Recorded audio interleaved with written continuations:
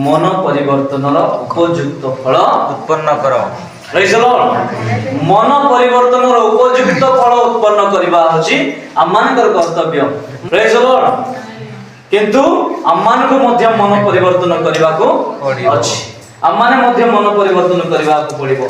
तो मु बेसी समय लेबी नाही। देखंतु लोक लिखित सुसमाचार 13 अध्याय रो 6 रु 9 पद पर्यंत गोटे उदाहरण दृष्टांत प्रभु यीशु ख्रीष्ट दैछंती।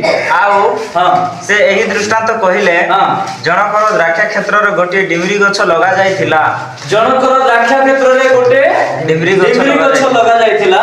से आसी सेथिरे फल खोजिले किंतु पाइले नाही। तेणु से मालिक कहिले देखो एही 3 वर्ष हैला मु आसी एही डिमरी गछ रे फल खोजु अछि किंतु पाउ नाही। एहा को हानि पकाओ। एटा काहे कि भूमि को मध्य अकर्मण्य करू अछि। मात्र से तांकु उत्तर देला प्रभु एहाकु एही वर्षटी मध्य छाड़ी दियंतु मु इति मध्य रे एहार चारि पाख खली खत देबी आउ परे फल होय तो भलो नहिले ताहाकु हानि पकाइबे। Praise Lord hallelujah. आमे जो लूका लिखित सुसमाचार 13 अध्याय रो 6 रु 9 पद पढलु एटा गोटे दृष्टांत प्रभु यीशु ख्रीष्ट सब बेले दृष्टांत द्वारा कथा कहंती।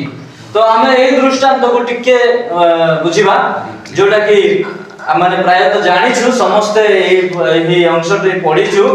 तो 6 रु 9 पद मध्य रे गोटे डिमरी गछ को से दर्शाइछंती।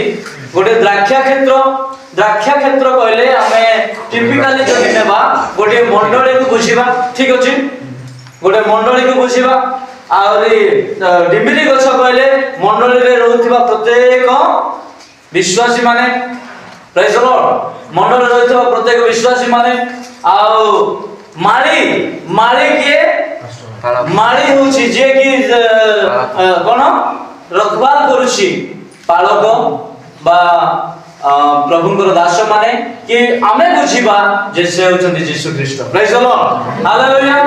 आउ तापरे आउ गोटे अछि जे कि क्षेत्रर मालिक क्षेत्रर मालिक के ईश्वर। Praise the lord hallelujah. तो गोटे मालिक तार मालिक कहिछि जे कोन करिछि से द्राक्षा क्षेत्र रे मालिक गोटे डिमरी गछ आनि कि लगाया पाए कहिछि। Praise the lord. डिमरी गछटे लगा हैछि द्राक्षा क्षेत्र मध्य रे माने मंडली मध्य रे मु गोटे गछ बोली भाबिबा कथा। Praise the Lord. मु गोटे डिमरी गछ आ मु कोन होछि खत नउछि सार नउछि पानी